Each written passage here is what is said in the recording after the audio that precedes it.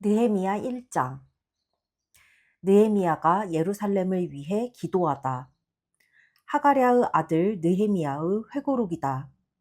때는 20년 기슬루월이었다. 당시 나는 수사 궁전에 있었다. 그때 막 내 형제인 하나니가 동포 유대인 몇과 함께 유다에서 왔다. 나는 그들에게 사로잡혀 오지 않고 유다에 남아있는 유대인들의 상황이 어떠한지, 예루살렘의 형편은 어떠한지 물어보았다. 그들의 대답은 이러했다. 그 지방에 남아있는 사람들은 사정이 그리 좋지 못합니다. 그야말로 형편없지요. 예루살렘 성벽은 허물어진 채로 있고 성문들도 불에 탄 채 그대로 있습니다. 이 말을 듣고서 나는 주저앉아 슬피 울었다. 슬픔에 잠긴 채 며칠 동안 금식하며 하늘의 하나님 앞에 기도했다.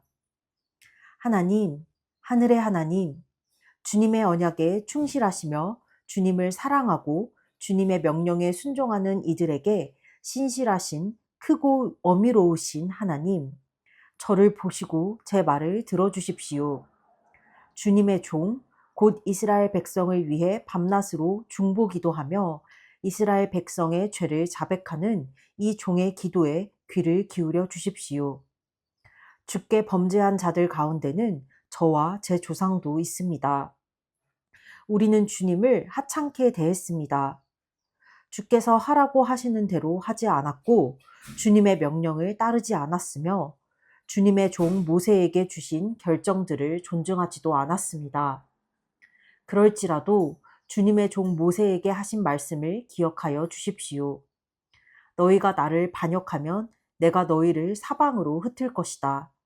그러나 너희가 내게 돌아와서 내 말대로 행하면 그 흩어진 사람들이 어디에 가 있든 내가 그들을 다 모아서 내 이름을 나타내려고 택한 곳에 돌려놓을 것이다.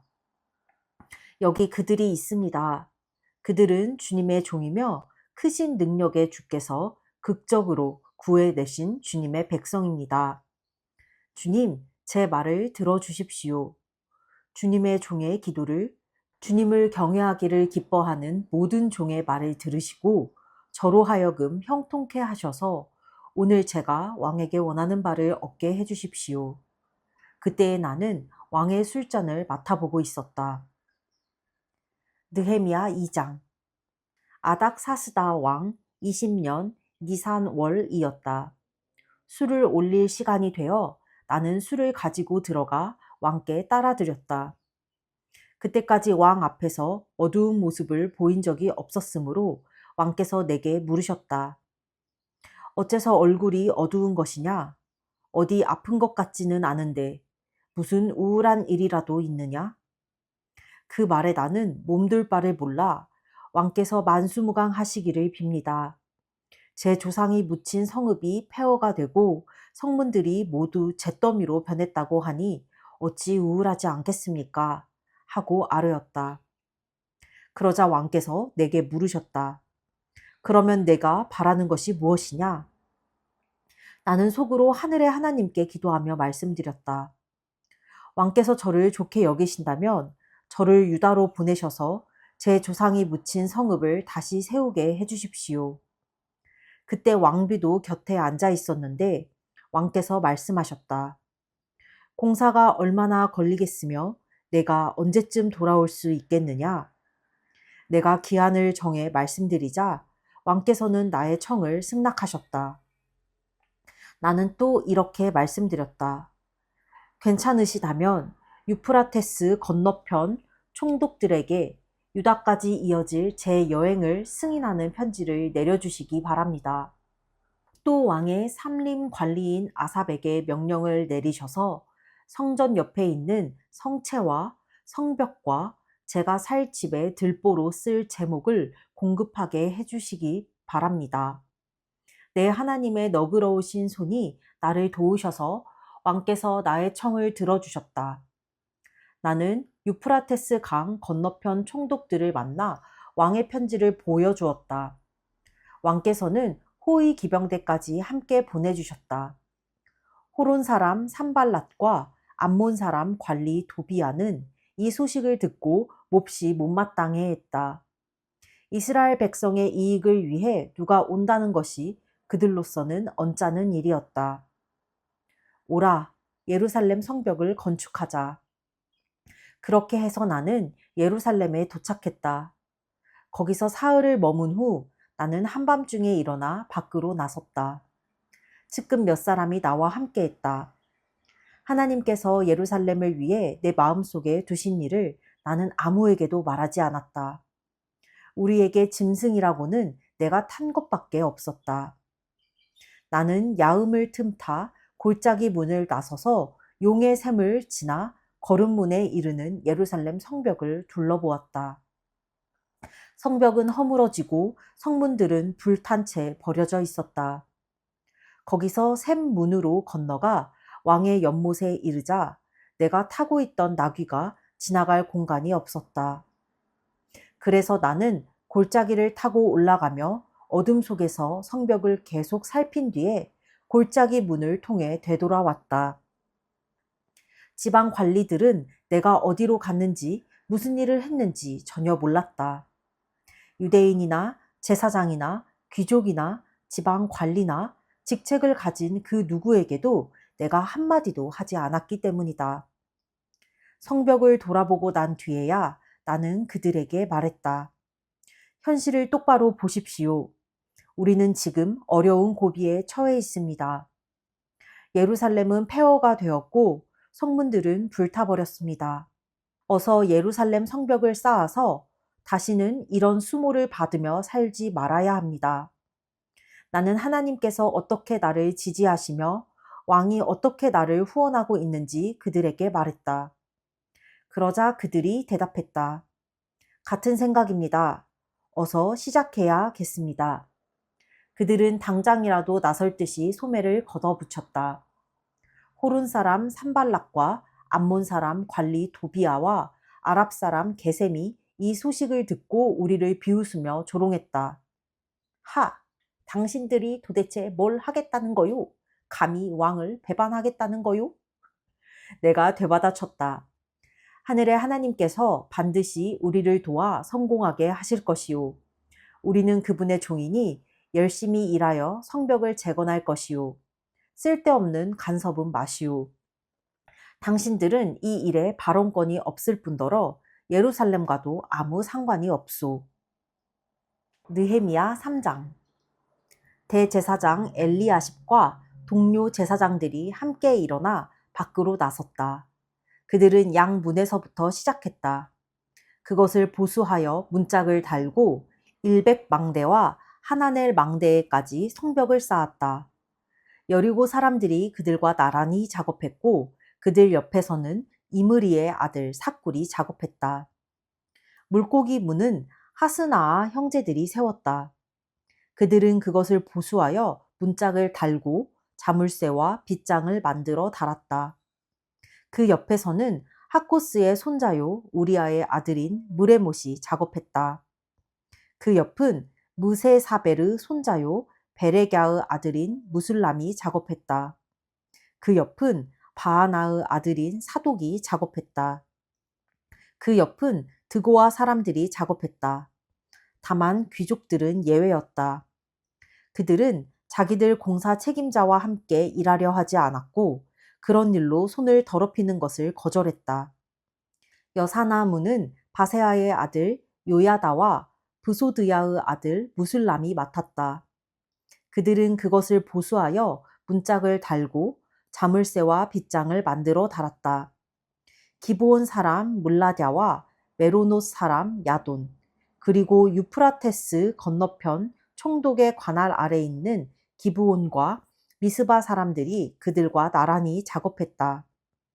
할헤야의 아들 금 세공업자 우시엘이 그 옆에서 작업했고 그 옆은 향수를 만드는 하나냐가 작업했다. 그들은 넓은 벽에 이르기까지 예루살렘 성벽을 다시 세웠다. 다음 구간은 예루살렘 반쪽 구역의 책임자이자 후르의 아들인 르바야가 작업했다. 그 옆으로 하루마베의 아들 여다야가 자기 집 앞에 성벽을 다시 세웠다. 하삽느야의 아들 핫투스가 그 옆에서 작업했다. 하림의 아들 말기야와 바핫 모압의 아들 핫숲은 풀무 망대가 포함된 다른 구간을 보수했다. 그 옆에서 작업한 사람은 예루살렘 나머지 반쪽 구역의 책임자이자 할로헤스의 아들인 살룸과 그의 딸들이었다. 골짜기 문은 사노아 마을 사람들과 하눈이 맡았다. 그들은 그것을 보수하여 문들을 달고 자물쇠와 빗장을 만들어 달았다. 그들은 계속해서 거름문에 이르기까지 성벽 450m를 보수했다. 거름문 자체는 벳학게렘 구역의 책임자이자 레갑의 아들인 말기야가 맡았다. 그는 그것을 보수하여 문짝을 달고 자물쇠와 빗장을 만들어 달았다. 샘문은 미스바 구역의 책임자이자 고로세의 아들인 살룬이 맡았다. 그는 그것을 보수하여 지붕을 얹고 문짝을 달고 자물쇠와 빗장을 만들어 달았다. 그는 또 다윗성에서 내려가는 계단에 이르기까지 왕의 동산에 있는 실로암 연못의 벽을 다시 세웠다. 그 다음은 벳술 반쪽 구역의 책임자이자 아스북의 아들인 느헤미야가 맡았다. 그는 다윗의 묘 바로 앞에서 연못과 영웅들의 집에 이르기까지 작업했다. 그 다음 이어지는 부분은 레위인들이 바니의 아들 르훔 밑에서 작업했다. 그들 옆에서는 그일라 반쪽 구역의 책임자인 하사랴가 자기 구역을 맡아 다시 세웠다. 그 옆으로 그일라 나머지 반쪽 구역의 책임자이자 헤나닷의 아들인 빈누이가 그 레위인들의 형제들과 함께 작업을 이어갔다. 무기고 언덕배기 앞에서부터 모퉁이까지의 구간은 미스바 구역의 책임자이자 예수아의 아들인 에셀이 다시 세웠다. 모퉁이부터 대제사장 엘리아십의 집 문까지는 삽배의 아들 바룩이 맡았다. 하코스의 손자요 우리아의 아들인 무레못은 엘리아십의 집 문에서부터 엘리아십의 집 맨 끝까지 맡았다. 거기서부터는 그 주변의 제사장들이 작업을 이어갔다. 베냐민과 핫숲은 집 앞에 성벽을 작업했고 아나냐의 손자요 마아세야의 아들인 아사랴는 집 옆쪽의 성벽을 작업했다. 아사랴의 집에서부터 구석 모퉁이까지의 구간은 헤나닷의 아들 빈누이가 다시 세웠다. 우세의 아들 발랄은 모퉁이와 망대 맞은편을 작업했는데 망대는 수비대 뜰 근처의 위 왕궁에서 튀어나와 있었다. 그 옆으로 바로스의 아들 브다야와 오벨 언덕에 사는 성전 봉사자들이 동쪽 수문과 튀어나온 망대 맞은편 지점까지 작업했다. 튀어나온 큰 망대에서부터 오벨 성벽까지의 구간은 드고와 사람들이 맡았다. 말문 위로는 제사장들이 작업했는데 각 제사장이 자기 집 앞에 성벽을 보수했다. 그들 다음으로 임멜의 아들 사독이 자기 집 앞에 성벽을 다시 세웠고 그 다음은 동문 문지기 스가냐의 아들 스마야가 다시 세웠다. 그 다음은 셀레미아의 아들 하나냐와 살랍의 여섯째 아들 하눈이 다시 세웠다. 그 다음으로 베레갸의 아들 무술람이 자기 헛간 앞에 성벽을 재건했다. 금 세공업자 말기야는 성전 봉사자와 상인들의 집에까지 그리고 검사문과 모퉁이 다락까지의 성벽을 보수했다. 모퉁이 다락과 양문 사이는 금 세공업자와 상인들이 보수했다. 느헤미야 4장. 산발랏은 우리가 성벽을 다시 쌓아 올리고 있다는 말을 듣고 노발대발하며 유대인들을 비방했다. 그는 사마리아인 측근들과 군대 앞에서 거침없이 말했다. 이 비천한 유대인들이 지금 무엇을 하는 거냐? 하룻밤 사이에 모든 것을 정상으로 되돌릴 수 있다고 생각하는 건가? 생각만 하면 건축 자재가 나온다더냐? 옆에 있던 암몬 사람 도비야도 합세했다. 그러게 말이오. 도대체 무엇을 쌓겠다는 거지? 여우 한 마리만 올라가도 무게를 이기지 못하고 산산이 무너져 버릴 텐데. 느헤미야는 기도했다. 사랑하는 하나님, 우리의 기도를 들어주십시오. 우리가 이토록 멸시당하고 있습니다. 제발 저들의 조롱이 저들 머리 위로 돌아가게 해주십시오. 저들의 원수들이 저들을 붙잡아서 다시는 돌아올 수 없는 땅에 전리품으로 끌고 가게 해주십시오. 저들의 죄악을 용서하지 마시고 저들의 죄를 없애지 마십시오. 저들이 건축자들을 모욕했습니다. 우리는 성벽을 보수하고 쌓는 일에 속도를 냈다. 백성이 마음을 다해 일하여 성벽 전체가 금세 하나로 이어졌고 높이도 목표치의 절반에 이르렀다. 산발락과 도비아와 아랍 사람과 암몬 사람과 아스돗 사람들은 예루살렘 성벽 보수가 아주 순조롭게 진행되고 있으며 성벽에 끊어진 곳들이 메워지고 있다는 소식을 듣고 몹시 화를 냈다. 그들은 예루살렘과 싸워 최대한 분란을 일으키기로 머리를 맞대고 결의했다. 우리는 하나님께 기도하면서 맞섰고 하루 종일 보초를 세워 그들의 공격에 대비했다. 그러나 머지않아 유다에 이런 말이 나돌았다. 건축하는 자들은 지쳤는데 쓰레기 더미만 쌓여간다. 우리도 어쩔 수 없다. 이 성벽을 쌓을 수 없다. 그러는 동안 우리의 원수들은 다음과 같이 떠들고 다녔다.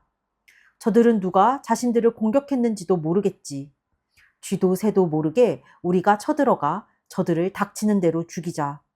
그러면 공사가 중단되겠지. 그들과 이웃하여 사는 유대인들이 계속 소식을 전해왔다. 그들이 우리를 포위했습니다.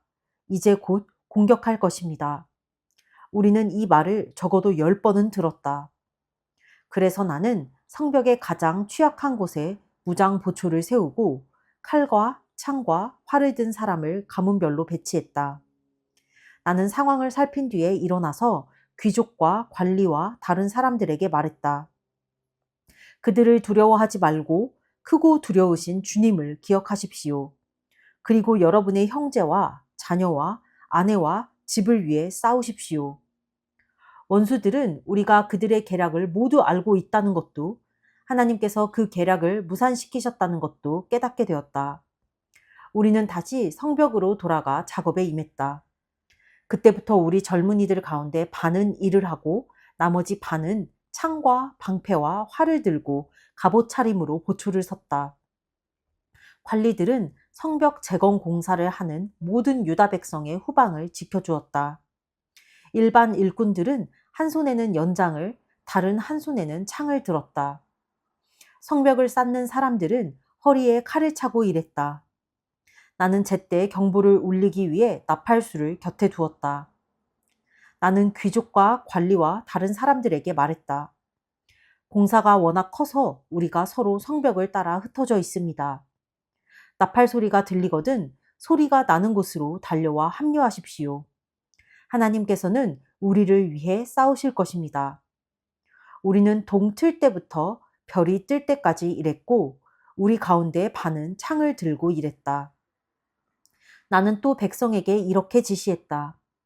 밤에는 각 사람이 조수들과 함께 예루살렘 안에 머무르며 보초를 서고 낮에는 일을 하십시오. 나와 내 형제와 내 일꾼과 나를 지원하는 보초를 비롯한 우리 모두는 옷을 입은 채 잠자리에 들었고 물을 뜨러갈 때도 손에서 창을 놓지 않았다. 느헤미야 5장. 여자들을 포함한 모든 백성이 동포 유대인들에게 거세게 항의했다. 어떤 사람들은 이렇게 말했다. 우리는 가족이 많으니 살아남으려면 양식이 필요합니다. 다른 사람들은 이렇게 외쳤다. 입에 풀칠이라도 할 만큼 곡식을 얻으려면 우리 밭과 포도원, 집을 저당 잡혀야 합니다. 또 다른 사람들은 이렇게 말했다. 왕에게 세금을 내려면 우리 밭과 포도원을 저당 잡히고 돈을 빌려야 합니다. 보다시피 우리는 유대인 형제들과 똑같은 살과 피를 가지고 있으며 우리 자녀들도 그들의 자녀들과 다를 바 없습니다. 그런데도 우리는 이제 자녀들까지 종으로 팔아야 할 처지가 되었습니다. 우리 딸들 가운데는 이미 팔려간 경우도 있는데 우리 밭과 포도원이 다른 사람 소유이니 어쩔 도리가 없습니다. 그들의 항의와 불만을 들은 나는 정말 화가 났다. 그 내용을 신중히 생각한 끝에 나는 귀족과 관리들을 불러 꾸짖었다. 당신들은 형제를 갈취하고 있소.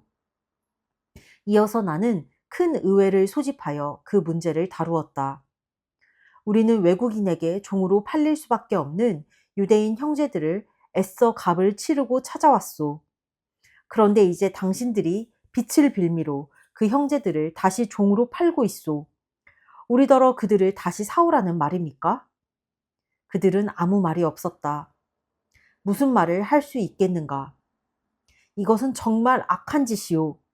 당신들에게는 하나님을 경외하는 마음이 조금도 남아있지 않은 겁니까? 주변 나라와 우리의 원수들이 우리를 어떻게 생각할지 신경도 안 쓴단 말입니까? 나와 내 형제와 내 밑에서 일하는 사람들도 백성에게 돈을 빌려주고 있소. 이제 이자로 그들을 갈취하는 일은 당장 그만두어야 하오. 저당 잡은 백성의 밭과 포도원과 올리브 과수원과 집을 당장 돌려주시오. 그리고 그들에게 돈과 곡식과 새 포도주와 올리브 기름을 구워주고 받는 이자도 탕감해 주시오. 그들이 말했다. 모두 돌려주겠습니다. 그들에게 더 이상 요구하지 않겠습니다. 말씀하신 대로 다 하겠습니다. 나는 제사장들을 불러놓고 그들이 한 말을 지키도록 서약하게 했다. 그리고 내 주머니를 뒤집어 털면서 말했다. 누구든지 이 약속을 지키지 않는 자는 하나님께서 그의 주머니와 집도 이렇게 뒤집어 털어버리실 것이오. 모두가 전심으로 예, 우리가 그렇게 하겠습니다. 하며 하나님을 찬양했다. 그리고 그들은 그 약속을 지켰다. 나의 하나님, 제게 은혜를 베풀어 주십시오. 나는 아닥사스다 왕 20년에 유다 왕 총독으로 임명받아 아닥사스다 왕 32년까지 12년 동안 총독으로 있었지만 나와 내 형제들은 총독으로서 받아야 할 녹을 받지 않았다. 내 전임 총독들은 양식과 포도주를 사기 위해 하루에 은 40세겔, 약 0.5kg씩을 백성에게서 거두어 들여 그들을 착취했고 그 아랫사람들도 무자비하게 백성을 괴롭혔다. 그러나 나는 하나님을 두려워했으므로 그런 일을 절대 하지 않았다. 그보다 내가 한 일은 성벽을 쌓는 일이었다. 내 모든 부하들도 성벽을 쌓는 데 몰두했다. 우리는 사리사욕을 채우고 있을 시간이 없었다. 나는 내 식탁에서 유대인과 관리들 150명을 먹였고 그 외에 주변 나라에서 오는 사람들도 있었으므로 날마다 황소 한 마리, 기름진 양 6마리, 닭 여러 마리를 준비했다. 열흘에 한 번씩은 많은 양의 포도주도 마련해야 했다. 그런데도 나는 총독이 받아야 할 녹을 받지 않았다. 백성의 삶이 이미 몹시도 힘겨웠기 때문이다. 나의 하나님, 제가 이 백성을 위해 행한 모든 일을 기억하시고 제게 은혜를 베풀어 주십시오. 느헤미야 6장. 하나님, 제게 힘을 주십시오. 내가 성벽을 다 쌓아 올려 더 이상 성벽이 끊어진 곳이 없게 되었다는 말이 산발락과 도비야, 아랍 사람 게셈을 비롯한 우리 원수들의 귀에까지 들어갔다. 아직 성문의 문짝은 달지 않은 상태였는데 산발락과 게셈이 내게 전가를 보내왔다. 오노골짜기 그 비림으로 오시오. 거기서 좀 봅시다. 나는 그들이 나를 해치려고 수작을 부리는 것을 알고 심부름꾼을 돌려보내며 다음과 같이 전했다. 나는 지금 큰 공사를 하고 있어 내려갈 수 없소. 어찌 이 일을 중단하고 당신들을 보러 간단 말이오. 그들은 4번씩이나 같은 전가를 보내왔고 그때마다 나도 같은 답변을 했다. 5번째에도 산발랏은 같은 내용의 편지를 봉하지 않은 채 같은 심부름꾼을 시켜 보내왔다. 당신과 유대인들이 반역을 꾀하고 있다는 소문이 여러 민족들 사이에 돌고 있소. 게셈도 그것이 사실이라고 말했소. 당신들이 성벽을 쌓는 것도 그러한 이유에서라고 말이오. 당신이 왕이 되려고 하고 있으며 유다에 왕이 있다 고 예루살렘에 공포하기 위해 예언자들까지 세웠다는 말을 들었소. 이제 이 일은 모두 왕의 귀에 들어가게 될 것이오. 그러니 우리가 함께 앉아 대화할 필요가 있지 않겠소? 나는 심부름꾼을 돌려보내며 다음과 같이 전했다. 당신의 말은 사실 무근이오. 모두 당신이 꾸며낸 것이오.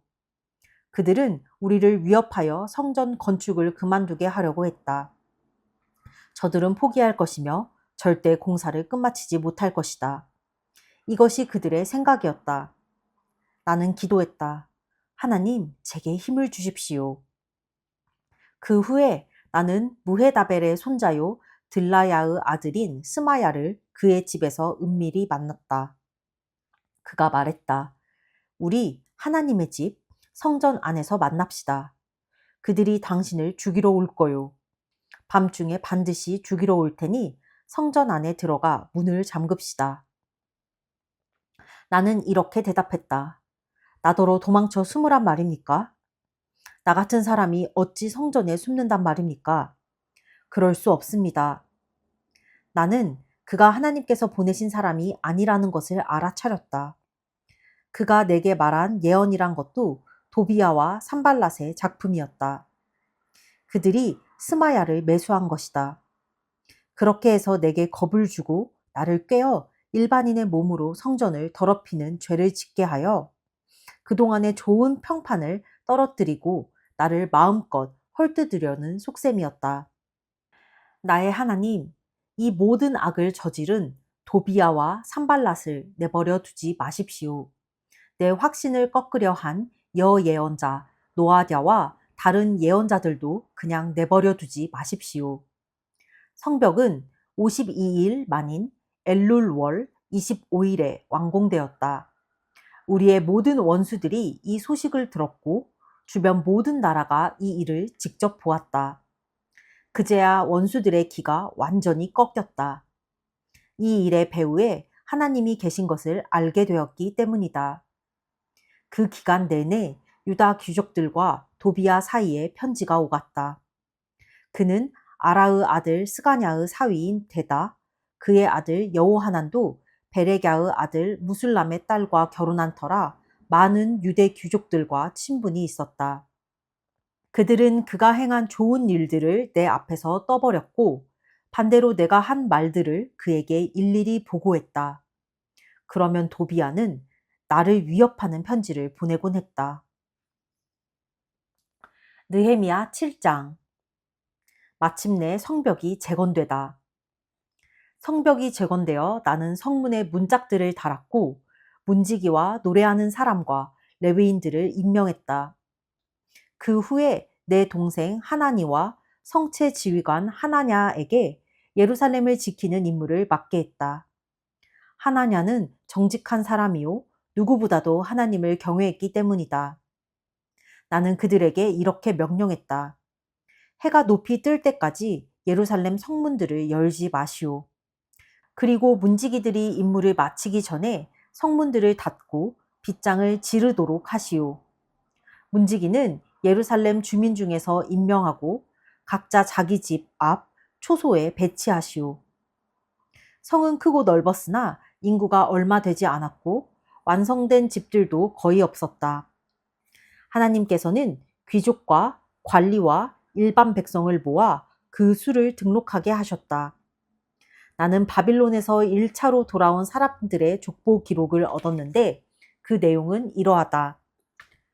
바빌론 왕 느부갓네살에게 사로잡혀 포로 생활하던 사람들 가운데 많은 이들이 고향 땅인 예루살렘과 유다로 돌아왔는데 수룹바벨, 예수아, 느헤미야, 아사랴, 라하랴, 나하마니, 모르드게, 빌산, 미스베렛, 비그웨, 느훔, 바하나와 함께 왔다. 이스라엘 남자들의 출신 가문별 숫자는 이러하다. 바로스 자손 2172명, 스바랴 자손 372명, 아라 자손 652명, 바핫 모압 예수아와 요압의 자손 2818명, 엘람 자손 1254명, 삿두 자손 845명, 삭게 자손 760명, 빈누이 자손 648명, 부베 자손 628명, 아스갓 자손 2322명, 아도니감 자손 667명, 비그웨 자손 2067명, 아딘 자손 655명, 아델, 히스기야의 자손 98명, 하숨 자손 328명, 베세 자손 324명, 하립 자손 112명, 기브온 자손 95명. 출신 지역별로 파악된 이스라엘 백성은 이러하다. 베들레헴과 느도바 사람 188명, 아나돗 사람 128명, 벳 아스마웻 사람 42명, 기얏 여아림과 그비라와 브에롯 사람 743명, 라마와 게바 사람 621명, 믹마스 사람 122명, 베델과 아이 사람 123명, 느보, 다른 느보 사람 52명, 엘람, 다른 엘람 사람 1254명, 하림 사람 320명, 여리고 사람 345명, 로드와 하딧과 오노 사람 721명, 스나아 사람 3930명. 제사장 가문은 이러하다. 여다야, 예수아의 자손 973명, 임멜 자손 1052명, 바수울 자손 1247명, 하림 자손 1017명. 레위 가문은 이러하다. 예수아, 감미엘과 호드야의 자손 74명. 노래하는 사람은 이러하다. 아삽 자손 148명. 문지기 가문은 이러하다. 살룸 자손과 아델 자손과 달문 자손과 악굽 자손과 하디다 자손과 소베 자손이 모두 138명. 성전 봉사자 가문은 이러하다. 시하 자손과 하수바 자손과 답바옷 자손, 게로스 자손과 시아 자손과 바돈 자손, 르바나 자손과 하가바 자손과 살메 자손, 하난 자손과 깃델 자손과 가할 자손, 르아야 자손과 르신 자손과 느고다 자손, 갓삼 자손과 우사 자손과 바세아 자손, 베세 자손과 무님 자손과 느비스심 자손, 박붓 자손과 하그바 자손과 할훌 자손, 바술르 자손과 무히다 자손과 하르사 자손, 바르고스 자손과 시스라 자손과 데마 자손, 느시아 자손과 하디바 자손. 솔로몬의 신하들 가문은 이러하다.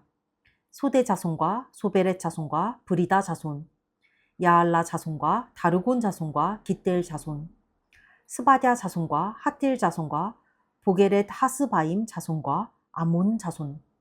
성전 봉사자와 솔로몬의 신하들은 모두 392명이다. 델멜라, 델하르사, 그룹, 앗돈, 인멜에서 온 사람들도 있었는데 이들은 조상이 밝혀지지 않아 이스라엘 백성인지 아닌지 알 수 없었다. 이들은 들라야 자손과 도비야 자손과 느고다 자손인데 모두 642명이다. 제사장 가문 중에도 그런 사람들이 있었다. 이들은 호바야 자손과 하코스 자손과 바르실레 자손인데 바르실레는 길르앗 사람 바르실레 가문의 딸과 결혼하여 그 이름을 취했다. 이들은 족보를 샅샅이 뒤졌지만 자신들의 이름을 찾지 못했고 부정하게 여겨져 제사장직에서 제외되었다. 총독은 제사장이 우림과 둠밈을 가지고 그들의 신분을 판정할 때까지 거룩한 음식을 먹지 말라고 그들에게 명령했다. 회중의 수는 모두 42,360명이었다. 3,337명에 달하는 남녀 종은 그 수에 포함되지 않았다. 또 노래하는 사람이 남녀 245명이었고 말 736마리, 노새 245마리, 낙타 435마리, 나귀가 6,720마리였다. 각 가문의 우두머리들 가운데 일부는 성벽 건축을 위해 자원하여 예물을 바쳤다. 총독도 금 1000드라크마, 약 8.6kg, 대접 50개, 제사장 예복 530벌을 건축 기금으로 바쳤다. 각 가문의 우두머리들 가운데 일부가 성벽 재건을 위해 기금으로 바친 것은 금 2만 드라크마, 은 2200만에 약 1.3톤이었다. 나머지 백성이 기부한 것은 모두 금 2만 드라크마, 약 170kg, 은 2000만에 제사장 예복 67벌이었다. 제사장과 레위인과 문지기와 노래하는 사람과 성전 봉사자와 일부 다른 지역에서 온 사람과 나머지 이스라엘 백성은 저마다 고향에 살 곳을 찾았다. 아멘. 오늘은 느헤미야의 기록을 통해서 이스라엘의 성벽이 다시 재건되는 과정을 살펴보았다. 예전에 하나님의 성적을 다시 재건하는 데도 있었듯이 또 어딜 가나 이 모든 과정을 괴롭히는 사람들이 존재한다. 호론 사람 산발락과 암몬 사람 관리 도비야. 이 사람들 얼마나 부끄러울까? 아니, 사람을 죽으면서 이름을 남기는 것도 대단해. 대부분의 사람들이 그냥 다 잊혀지듯이 죽으니까. 그런데 이름을 남겨도 좀 멋있게 남겨야지. 이렇게 진짜 쪼잔하고 졸렬하게 하나님의 일을 하는 사람들을 비방하고 방해하고 모욕하는 걸로 이렇게 기록돼서 사람들에게 전해져서 이 모든 후대의 성경을 읽는 모든 사람에게 이런 식으로 기록되면 얼마나 부끄러워. 나는 이런 쪽팔리는 사람으로 기록되지 말아야지, 기억되지 말아야지 싶은 마음이 든다. 또한 이스라엘 백성들이 진짜 자기가 맡은 구역에 최선을 다해서 그 성벽을 재건하고 함께 마음을 합심하여 성벽을 올렸다는 게 정말 대단한 것 같다. 또 어떨 때는 또 죄를 엄청 지어가지고 너무나도 뻔뻔스럽고 무지한 백성 같다. 어쩜 이렇게 하나님 앞에서 양심도 없는 백성일까 싶으면서도 또 하나님께 기도하면서 함께 합심해서 성벽을 재건하는 이런 모습을 보면 또 이런 모습이 있기에 하나님께서 또 이들을 사랑하고 또 한 번 더 생각하시고 마음을 쏟으신 게 아닐까 싶기도 하다. 오늘의 결론은 이렇게 하나님 앞에서 그리고 후대의 사람들에게 이렇게 부끄럽게 기억되는 사람이 되지 말자. 매일매일 하나님의 말씀에 귀 기울이고 순종하고 막 보여지는 대단한 일을 하진 않더라도 그냥 매 순간 하나님 앞에 말씀 안에 머무는 그냥 거룩한 사람이 되려고 노력하자. 그리고 단어를 예쁘게 쓴다고 해서 말을 예쁘게 하는 게 아니다. 상대방의 마음과 상황을 배려하고 각각에 맞는 때와 맞는 장소에서 좋은 말을 하자. 그래야 그게 예쁜 말 같다. 그냥 오늘 내가 기록에 남기고 싶은 거였다. 오늘은 여기까지. 끝!